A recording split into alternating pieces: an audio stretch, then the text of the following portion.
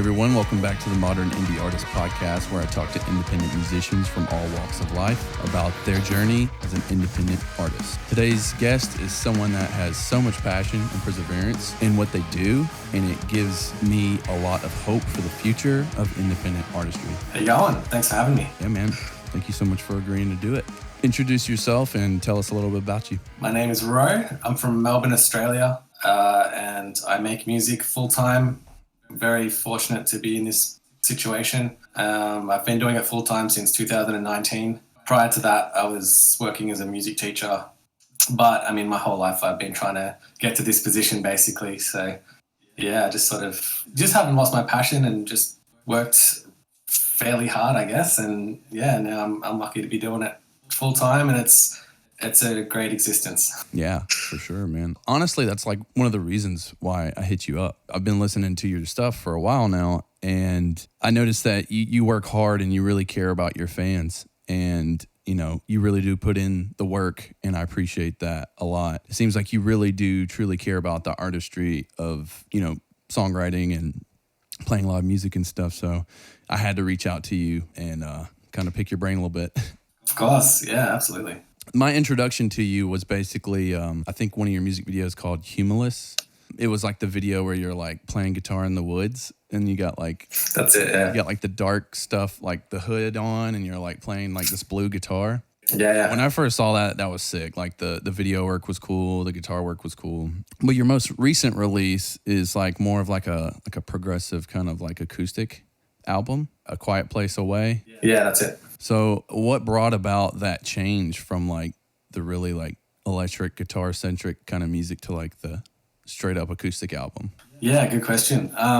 So I've always released acoustic music on my albums. I'll have at least one acoustic song on there somewhere. Mm-hmm. And that's because I love making acoustic music, and I love everything about it, because for one thing, it's just the complete opposite world, where electric, like metal band sort of stuff, you've got a lot of production on your side and distortion and all this stuff and effects and crazy stuff you do that generally suits that style. And acoustic, I sort of take the exact opposite approach and try and be a bit more organic with it and natural with it. And when you're writing acoustic music, you're not thinking about, I'll put the sub drop on this beat, and this will make this bit really hit, or I'll do a sweet drum fill leading into this section. You're purely thinking of the notes and the chords. And that's kind of what you're working with. So I love that about it. It's good, like a creative exercise for me as well. Like I get to step away and just do something completely different. So I'm just really drawn to that as a creator, mm-hmm. that world, and trying to make something that's interesting to like people like me who love metal stuff, mm-hmm. but in a whole new context, and trying to capture some vibes and make it interesting. And, that's a fun challenge as well. So while I've been releasing acoustic things along the way, I noticed there was people out there that really enjoyed those songs and like would ask me to do more of that. And I wanted to as well, and then I just got to a point where it's like, let's do it. Let's give it a shot. Let's put everything into this and see what I can do, Mm-hmm. So I just really put my head down and tried to make an album, and I'm really happy with it. Like I'm definitely stoked with how it turned out. Yeah, man. It's a beautiful album, man. I really like This Is Astral Travel. Yeah. That's my favorite track. But every song just like kind of takes you on a journey, man. It's really well written. Just a beautiful album. Thanks, man. You have a little documentary about that on YouTube about like the making of the album. Yeah. I wanted to sort of track that as well. I thought that would be a cool addition to the release. Yeah, I like how you weren't like satisfied with like virtual instruments. So you're like, let's get these real people in here, real instruments, and that was a really nice touch. Yeah, definitely. It was an interesting journey for me too, because it started off as something and then went somewhere completely different, Yeah. But I'm very happy with it. I think I'll look back and I'll be stoked with what I did, and that choice to do that, because it's kind of a crazy risk too. Like, I mean, I feel like everything I do is just massive risk. Yeah. But that just comes with the territory, you know? Yeah, being an independent artist is tough, man. Exactly. It really is. You put everything, like all of your skill sets, all of everything. It's just like no one. I don't think people really truly understand like how much work goes into it. Absolutely, man. It is crazy. I'm sure we'll get into that. But as soon as I wake up, you know, I'm thinking, okay, what do I need to finish? You know, thinking about the future. You know, there's so much planning, and it's like the music is a very important part of it, obviously. But it's like 30 to 40% of what I do. You know what I mean? Like so much other stuff because I'm independent and I manage myself and I take on as much tasks as I can to keep things in house because I feel like that makes sense to my situation currently. But you know, it just depends how we go in the next few years if I need to expand on that. But yeah, I'm a control freak. You know, I wanna know what's going on. You know, I want to know what the email that's being sent on my behalf. I want to know how that's worded and. All those details really matter to me. So that's why I've tried to take on as much as I can. I agree, man. That's something I deal with as well. You know, being kind of a control freak with everything. Like it's honestly like a curse sometimes because like I want to do so much and I'm only one person. And like sometimes you could deal with those like days where it's just everything's just so overwhelming. Like you're like, I got to do this. So absolutely, a lot of responsibility for sure. So I feel for you, man, for sure. It's you know, self-inflicted. Yeah, self-inflicted pain for sure. But yeah, man, that album was a beautiful album, the acoustic album. I mentioned the song "This Is Astral Travel," and I don't know why I connected with that song, but it felt like I don't know, I felt it. It had some feel in it, and I appreciate that a lot because being someone that writes like that, like I base all of my writing on feel. I don't really go by theory or anything like that, which is kind of crazy, but that's just how I do it. I appreciate that a lot. So I heard a little bit of that in that song, and I was just curious, like, what your songwriting process is like. So I guess it's different on the acoustic stuff. Basically, what I figured out is that if I start in an open tuning, that's a really strong starting point because that naturally inspires me just from the sounds I'm hearing. You know, when you play unfamiliar strings and stuff like that, I think that really gets the ball rolling for me. And if I come across a certain chord that has a vibe to it, I can expand off that chord and go from there, sort of thing. So, I mean, with the electric stuff, I'm like listening to drum beats and I'm like looking at my computer, you know, listening to click tracks, drum beats and all this stuff, adding layers and listening to how layers interact with riffs and stuff like that. But with the acoustic stuff, I'm like on the couch, you know, TV on mute, playing around with harmonics and just trying to get some sort of a progression happening that I sort of dig and sort of take it that way. So I sort of have that completely different approach. But yeah, that one seemed to come together quite quickly, just based off that open tuning that's sort of got a minor vibe to it, which is a bit different typically, you know. And the other thing is my electric songs are mostly in a drop D sort of standard, but with drop D kind of thing, drop C and drop B sort of thing, but that sort of relationship where the acoustic stuff is all sort of built off variations of open tunings. So yeah, I think that definitely, if you put a guitar in some sort of open tuning in front of me, I'll probably come up with something. You know what I mean? Just from the inspiration from the sound. Have you considered using those like open style tunings for electric? I have. I think I will go there at some point when I get when resources start to run thin. You know what I mean? But for now, I kind of am a bit obsessed with keeping it there because I know that's it's an extra barrier to creativity. It's almost like restricting myself in that way because I know that if I put in an open tuning, I'm sure I'm going to come up with something interesting. But it almost helps me in a way because it's like a really cool challenge. How can I make something fresh and unfamiliar, but with this very familiar setup? That's another reason why I typically stay on just distorted guitar. I don't really do too many effects. Maybe just delays and stuff here and there. I don't tend to do crazy effects or stuff like that. I think that also helps me too, because I'm really listening and exploring the guitar like thoroughly. I think that helps. Yeah, for sure, man. What would you consider your style of music? Like what genre? That's such a weird one. I mean, I kind of feel like it's elaborate rock, Yeah. you know? Yeah, I could see I that. don't, I mean, it's almost like it's not, it doesn't matter what I think. It's what people would say, I think. I don't think my opinion is valid because, I mean, if I get asked in interviews, I'll say like progressive instrumental metal. Yeah. They'll just, for the most part. Yeah, they'll box you in there for sure. Yeah. But it's kind of, I mean, I'm influenced by like rock, you know, like Foo Fighters and stuff. I kind of want to be like an elaborate Foo Fighters. That's sort of what I'm sort of trying to do. Yeah. But then, you know, then I'll do acoustic stuff. So I don't know what you want to call that. Hey, man, I like it. I think a lot of other people like it too. That's great, man. That's stoked. I'm couldn't be happier. So I noticed on like the Zenith Rise, the album before the acoustic one, there were 2 tracks at the very end of Zenith Rise. And I felt like those 2 tracks were like, you know, like what's to come on the next album. Like I felt like those 2 tracks inspired A Quiet Place Away almost. Definitely. So that came from the same sort of place. Mm-hmm. Yeah. And I don't notice I got a lot of messages about those songs, you know. People really dig those ones. So I just took that as a bit of a sign of like, let's see what I can do. If I can really commit to this idea, might be able to come up with something pretty cool. So yeah, that's what happened.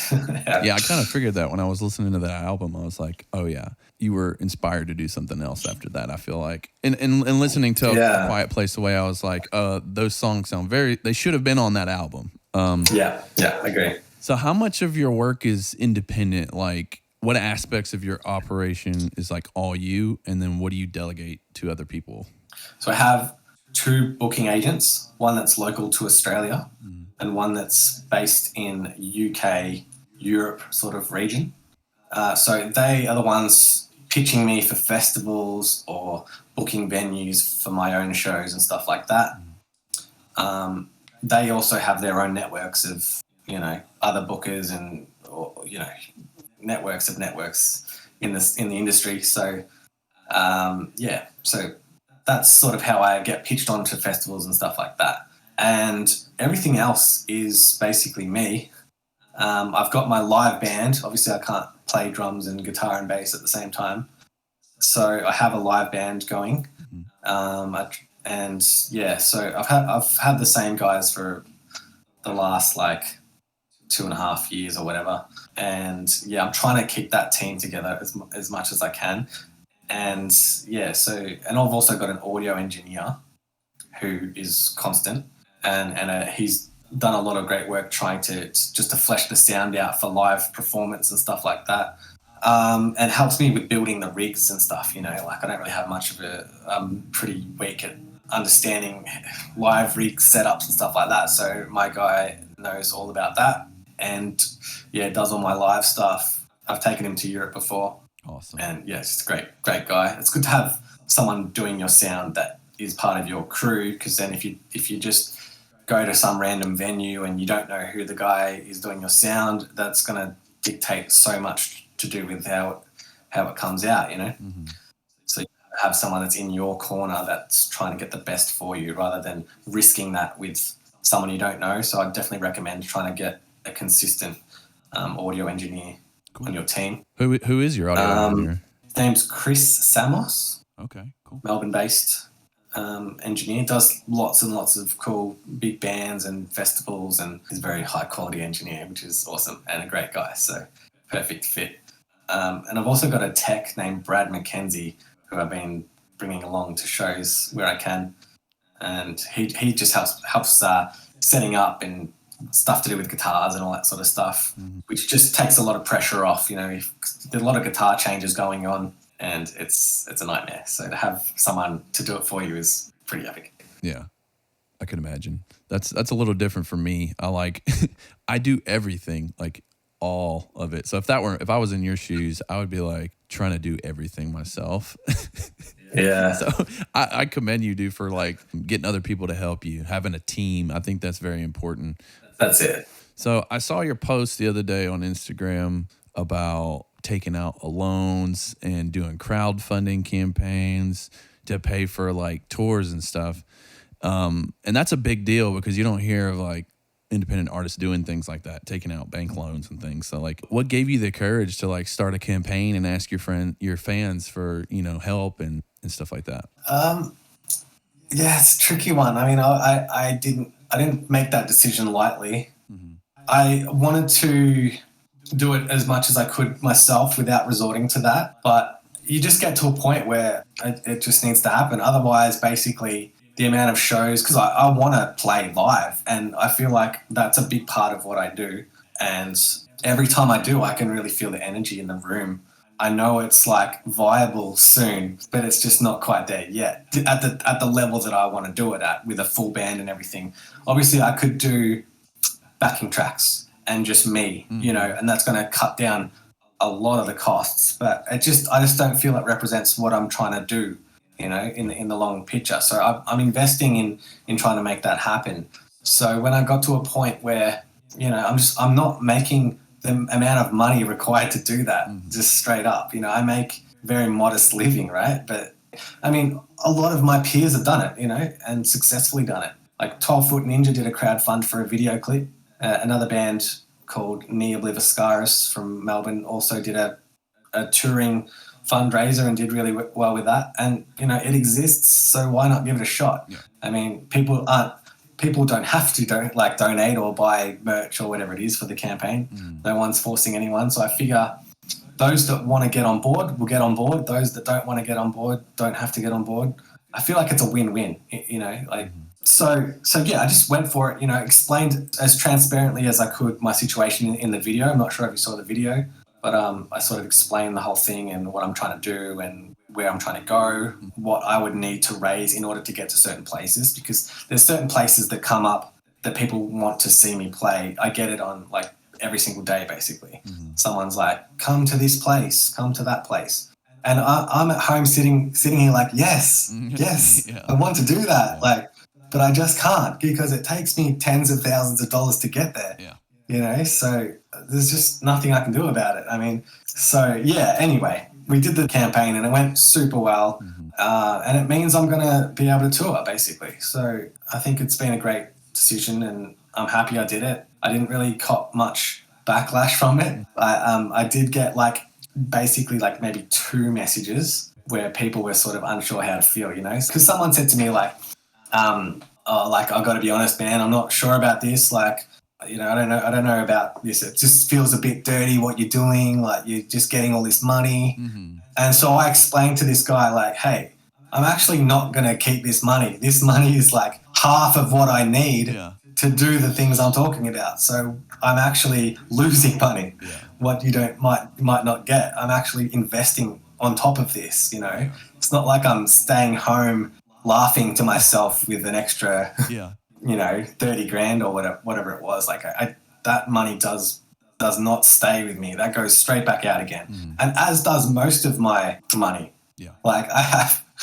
I get money from Spotify and then I put it back into this machine, right? So anyway, I explained to this guy and he's like, oh man, that makes so much more sense. I support you now. I understand it now. You should tell more people about this, because who knows how many people are looking there silently, not engaging with me, but might be getting, certain feelings towards me where it just might be better if I just explain as transparently as I can why I'm doing this, what I'm doing and all, what that means and blah, blah, blah.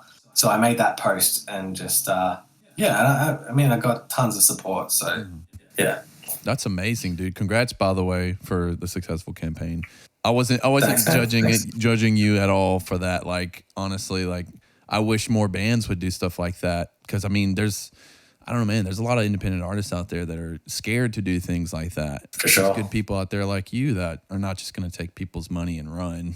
You actually care about your music and what you're doing. And like you said, you get your Spotify money and you just cycle it back into the machine. And that's that's important. Like that's how successful people become more successful, is they just keep feeding their, passion or whatever. Exactly. I've heard Mr. Beast talk about that too. Yeah. People are like, oh, you must be a billionaire. And he's like, honestly, no, I put it all back in. Mm-hmm. Dude spends like millions of dollars for like one video, and then he'll have like no more money. And then he'll have to like make the money again and then give it away. Like it's pretty crazy. Hey guys, I just wanted to let you know I really appreciate you listening to the podcast. If you're enjoying it so far, consider becoming a patron where you get early access to every episode, digital downloads, guitar tabs, and much more. If you'd like to learn more about that, visit www.patreon.com/theartificials. And I'll leave a link in the description for you too.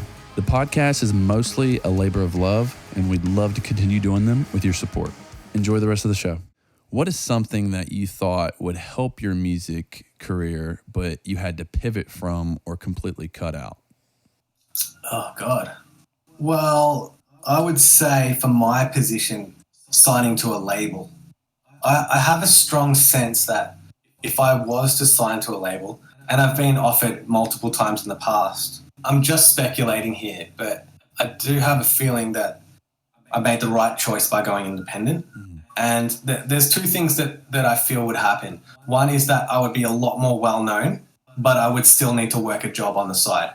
I would make a far less money if I was to sign to a label. That's a strong feeling I get from what I've seen from other people and from and like the deals that you get, and just maths, just doing the maths, right? Yeah. That's the thing I feel like you've got to decide. Do I want to be like a known musician and potentially a lot less control? You don't know what's going on in the back end. You don't know what's happening. Or do you want to take it all on yourself and maybe you'll be a very niche artist with a very small following and not be able to break into certain things, but you've got that control and you've got the income coming in and that you get 100% of. And I feel like that's the more suitable move for me personally.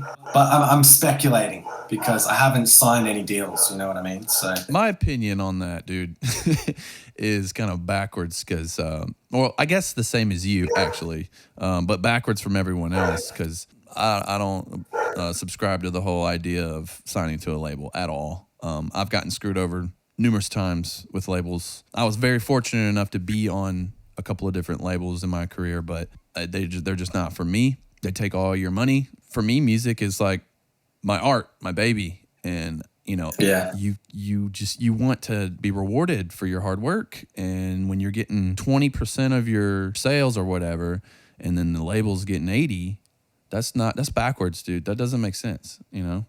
I don't like the whole idea of signing to a label. It's tough. I think it works for people, I'm sure it does. I mean, that's why they still exist, because it has to work for certain people. I think you get to a certain level where making less money is still plenty. If you're like, really festival headline act or something, really reach a lot of people, then it can work. Yeah. And everyone wins, but like I'm never going to be in that position. I don't have to even consider worrying about that. I'm happy like as a niche artist with a small thing. Obviously I'm trying to get to more people and all that sort of stuff, but I'm not delusional. I know what I am, and I mean I'm making metal and acoustic music. It's probably not a smart business move, but that's what I resonate with. I like those underground artists that do really interesting stuff.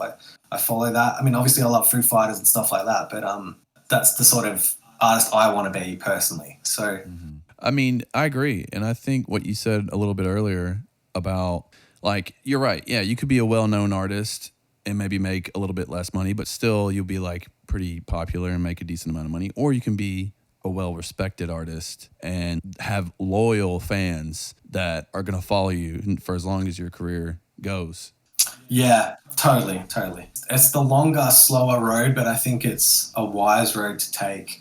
Ultimately, with the thing with labels and stuff, I mean, they've got like 20 bands, right? So as soon as you release an album that's like not a big hit, they're not going to favor you. They're not, unless they're really that passionate about you. But I just have a feeling that, I mean, a label is there because they're a business. They're trying to make money. ultimately.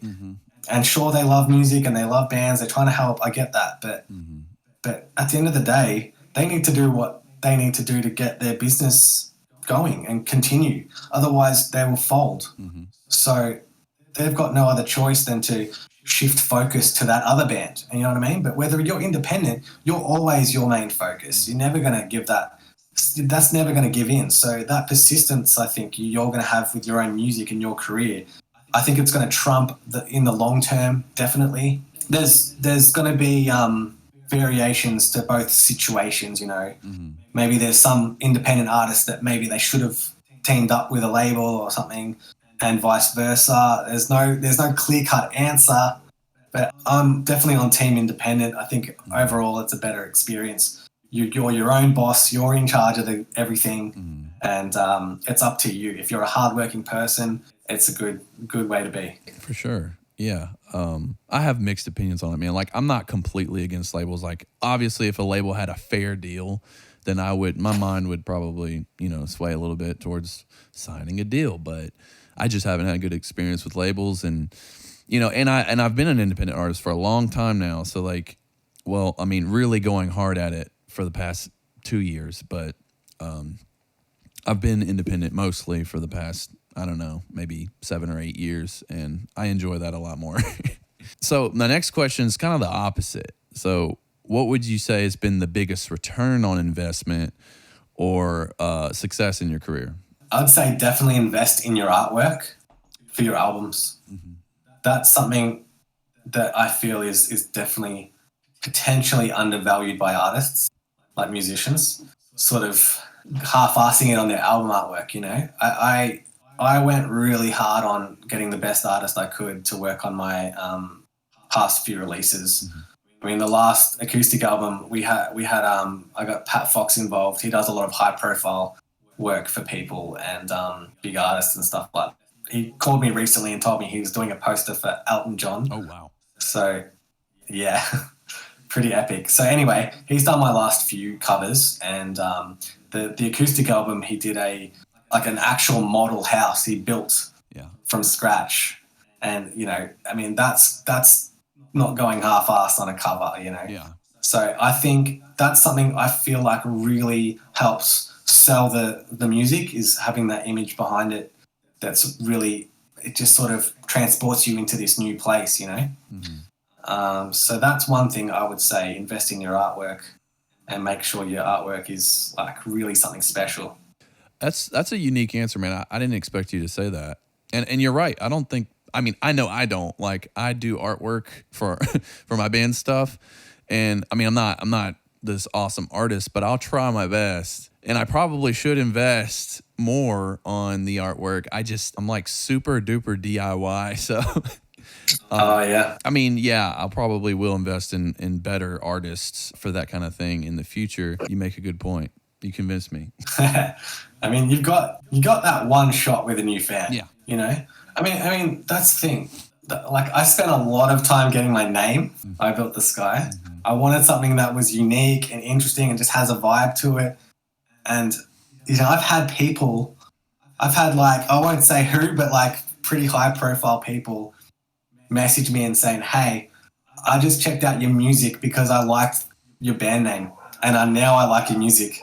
And I'm like, holy shit, that's cool. So yeah, all of those things I think are really crucial. Honestly, man, I know it's terrible of me to say this, but sometimes someone will be like, check out this band. It's called, some terrible band name, like Korn. If I hadn't have heard Korn before and someone said, check out this band called Korn, it's like, dude, that does not excite me. Like, What is Korn? That's enough to put me off even giving him a chance, And I suspect there's people out there that think like that too. So having a really awesome artwork, great band name, song titles, it all matters way, way, way more than you think. It really does. Dude, you're like making so much sense right now, because I'm like kind of going back in time, and I used to spend so much time in a CD store called FYE. I don't know if you know what that is. I used to spend a lot of time there just looking for band. Like, this is before like streaming music existed. This was like, if you wanted new music, you had to go to the store and just take a chance on like the album artwork. Yeah. And I bought a lot of CDs that way. Like I would just base the band off of their artwork and be like, okay, this looks like a cool metal band. And then I would buy it. And if it sucked, that's my fault, you know? So that actually makes a lot of sense, dude. Yeah. I mean, I think now even more than ever, because your album artwork is just, it's like you kind of competing with everyone else's artwork, you know? So if you have one weak element, I think it impacts you, and you'll never know. Someone's not going to message you and say, "Hey, I saw you, but I decided not to listen to you because I don't like your band name." You're never going to get that feedback, you know? No one's going to be like that brutally honest and be like, "Yo, your artwork sucked, so I didn't check you out." That's it, man. So I would really investigate before you release something, every aspect, and like, does this come across as something that is going to draw you in? You know, it's intriguing and makes you interested just on the cover or just on the titles. You know, something about that makes you want to listen to it. So if you can do that, you're gonna give yourself the best chance of success. Say. Yeah, I agree completely. So recently, or I don't know if it's recent, did you take a 2-year break from like touring and stuff? More or less, yeah. We did some shows early 2022 and mid 22 and 21. I guess not. Yeah. I mean, I did a tour in 2020 just before COVID. Literally came home week 1 of March, and then everything closed up. So I just scraped through then, and then from there, between there and 2022, yeah, I guess. So yeah, there was nothing. Kind of had. I mean, I think everyone really had to take a break during that. Like everything was closed. For sure. Do you think like taking that 2-year break hurt you, or were you like, did you grow like while like online during that period? Yeah, definitely grew. I took that as I'm gonna be as productive as I can. I ended up basically writing The Quiet Place Away, that album, as well as co-writing the Coalesce EP, which I did with a friend of mine, Jake, House and Low. Yeah. So I actually did those in parallel. So I was like writing them at the same time, you know, going between. And we ended up finishing Coalesce first. I thought I was going to release the acoustic one first, but then, you know, things happened. But I did a bit of work on writing and releasing music instead. I also did a collaboration with the guys from Monuments. Nice. With my song called, what was it called? The Fire Inside, and did a video clip for that. So yeah, I mean, you got to work with what you've got, you know. If you can't tour, you can make music. Jake, you know? he was in Helix Nebula, wasn't he? That's it, yeah. Yeah, that dude's super talented. Yeah, he's crazy. So what's been like the hardest thing for you as an independent artist? I know that's kind of a tough question to answer. Yeah, well, basically the hardest thing is, right, I don't make much money as an artist, right? It's probably obvious, being an instrumental, whatever I am. But the thing is, everything I do, every show I play or tour or release something, I'm investing like all of my money into that. So everything I do is this massive financial risk. So the financial burden is intense, because if I put 30 grand into an album and then no one cares and no one listens to it, then I'm kind of fucked. So it's the financial risks that I take is probably the hardest thing, because that's the thing. Every time I do something, you know, if I invest in making a new merch item, right, a t-shirt with a new design, I've got to get those shirts printed, the design made by an artist, and all in hopes that people buy them. There's no guarantee that they will. You hope that they will. Yeah. So, and that's the same with the music or the tours. You hope they will come to the show, but there's no guarantees, you know? Yeah, everything I do is this massive, intense financial risk, which I'm just accepting at this point in time, you know? But that's the hardest thing. That's the hardest thing, because if it doesn't pay off or it doesn't do what you think it's going to do, then you really got to think hard and you got to try harder. Yeah. What can you do? But you've got some momentum built up. I mean, you've been doing it a while. You've got some followers and some fans, and, you know, for sure, you're able to kind of, you know, discern if you should be taking out loans and doing these things. So it's kind of a case-by-case situation for bands. You know, don't just go take out a loan to go do a tour. Like, you got to have some fans first. So For sure. it's still hard, man. It's still, unless I somehow, win the lottery or make an album that is like intensely successful, I'm always going to be in this position. So, man, what you can do as an artist, what I would recommend is going over all of your expenses with a fine-tooth comb. All of the subscriptions you've got, all of your food, all of your expenses, every single thing. Write it down. Okay, I've got this. Every month is this. Approximately this for fuel, this for, coffee, whatever, right? Yeah. And see exactly what you need. You always need this amount, and that's at least a good starting point for what you need in returns. Mm-hmm. That's basically what I did when I was thinking about doing it full time and leaving my job. Yeah. I was pretty dramatic with it. I just full left, but if I was smart, I would have gone down a day or less one day at work and did another day here. But I was just at a point mentally where I just didn't give a shit. Like, I don't even care. If I'm homeless, I accept that. I just accept it. Yeah. And I'm just going to try. Same. And let's see. And that's awesome, man. That's epic. Actually, I'm a similar story. I used to be a 911 911 operator, and the job was really stressful, man. And I just quit. Oh, I don't doubt that. I mean, I put in my 2 weeks, but I did quit, and immediately after that was the last job I ever had, and I've been working for myself ever since, because I was like, enough is enough. I got to make a living with music. This is what I'm supposed to be doing. Totally, man. It just takes. Well, you obviously made the right choice, man. That's so good. I mean, I think it's scary, dude. It's scary making those kind of decisions, like, and you don't have any, like, for me, I didn't have anything lined up. It was just, I have me and my wife, we have our band, and we've had some, a little bit of success here being on Tragic Hero Records and stuff. And then we left the label, and now we're doing stuff completely DIY. But like in the beginning, it was tough, man, and we weren't making really much money for ourselves. And then we finally decided to go hard, and was like, all right, if we go hard at this, like, I have to only do music, so I got to quit everything else. So that's when I quit. That's great, man. I feel like even if it doesn't work out, when you're on your deathbed, you'll be proud that you gave it a shot, Yeah. So, and I mean, look, jobs come and go. You'll get a job if you really want one. Yeah. If you really need one, you really want one, you can go and do that later. But if you're just doing something you don't like, it's not what you should be doing.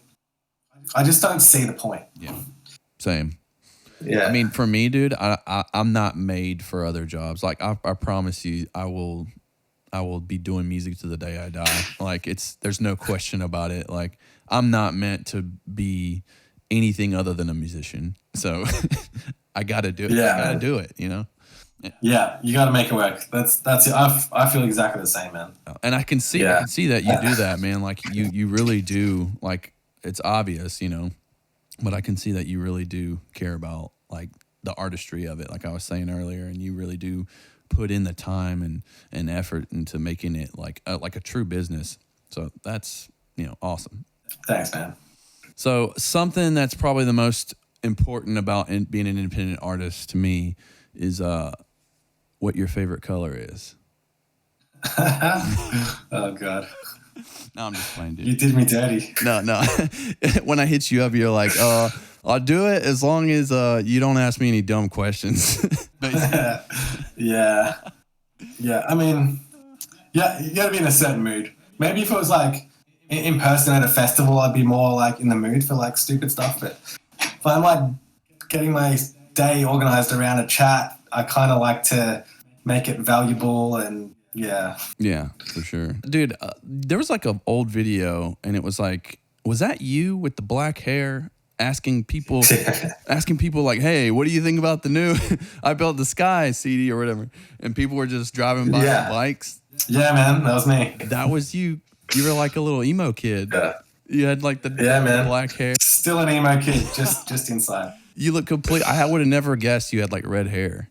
I know, right? Crazy. I think that was the second video. Like right after I saw the Humulus music video, that was like the second video that popped up. I did a better one. I did another one of those street ones, but later on, and it's better.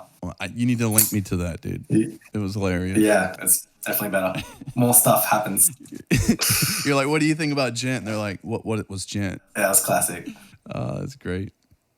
So what do you see I Built This Guy in like 5 years? Like, what's your goals?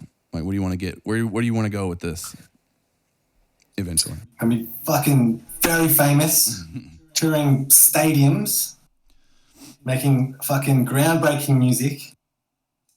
Honestly, I try to internalize my goals and my priorities. I'm out here trying to make the best music I can. That's my goals. I want to make the best music that I can, step one. So every time I sit down to write, I'm trying to write my best ever song. I want my live aspect to be a big part of what I do. So if I can get to like different countries that I haven't been to before, I mean, that's the hope. From here on out, I can tour in different places, especially where I haven't been. I definitely want to get to the States. I know there's a lot of my audience over there, but the actual expenses to get over there with a full band is insane. Oh, yeah. Plus the visas and all of that stuff, you know.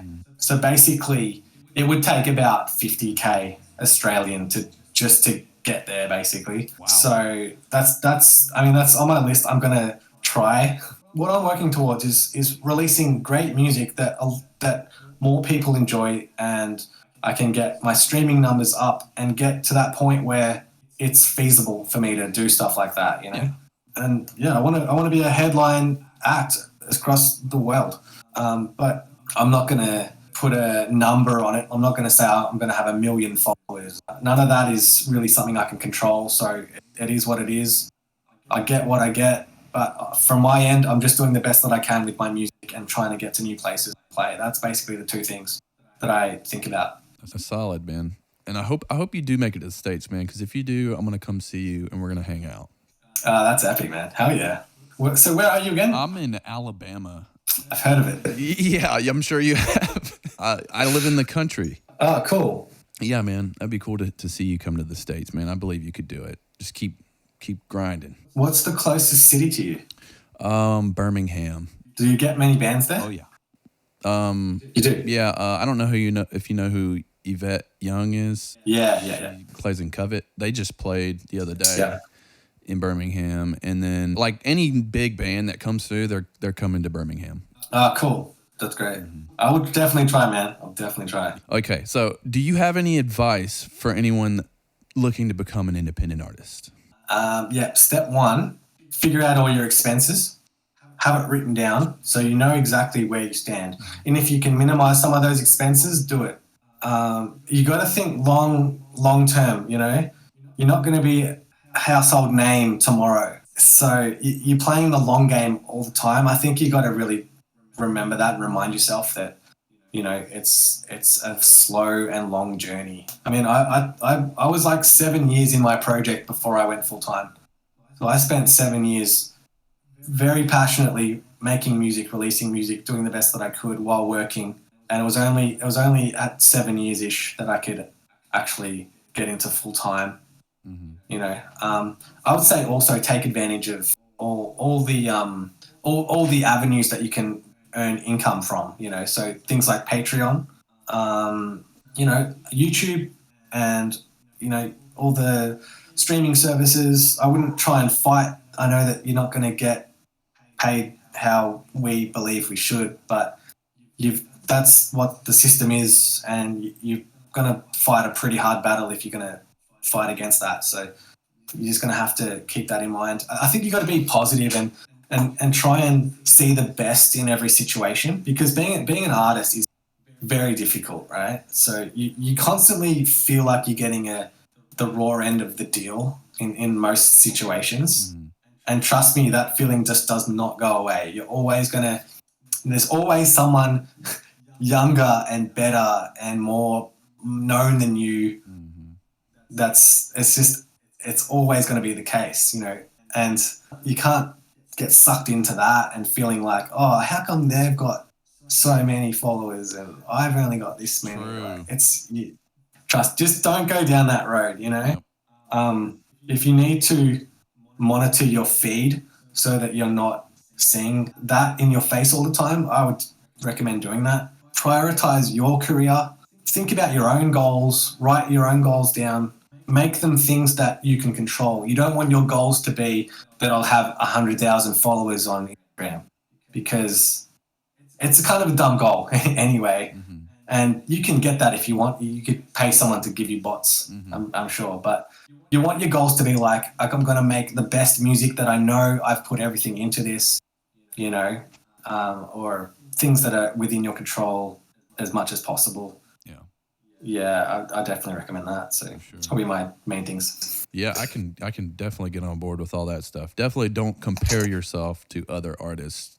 Like, that's a huge one, because that'll get you in your head. Totally. And you'll get defeated very easily. I mean, I know I felt like that way earlier this year. I took a little 2-month hiatus because, you know, I was feeling kind of defeated. So I understand that.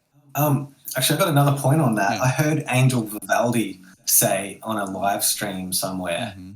that there is no fair comparison to your situation. You're in your situation, right?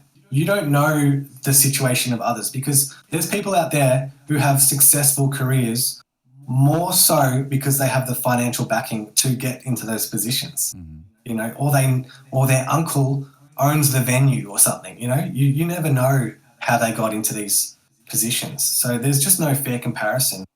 And like, you know, if you're competing musically, that's going to completely alter how you operate. Mm-hmm. Like, I wouldn't, if I was trying to compete with people and get the most streams and the most followers, I wouldn't be doing what I'm doing. I'm doing like a crazy niche thing, you know?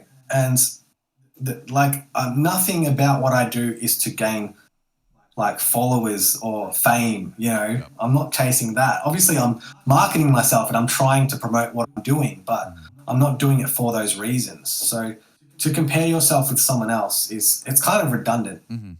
We're all going in our own cars into wherever we're going, you know. Exactly. So it's like racing the car next to you. You don't even know where that guy's going. No. Right? So what?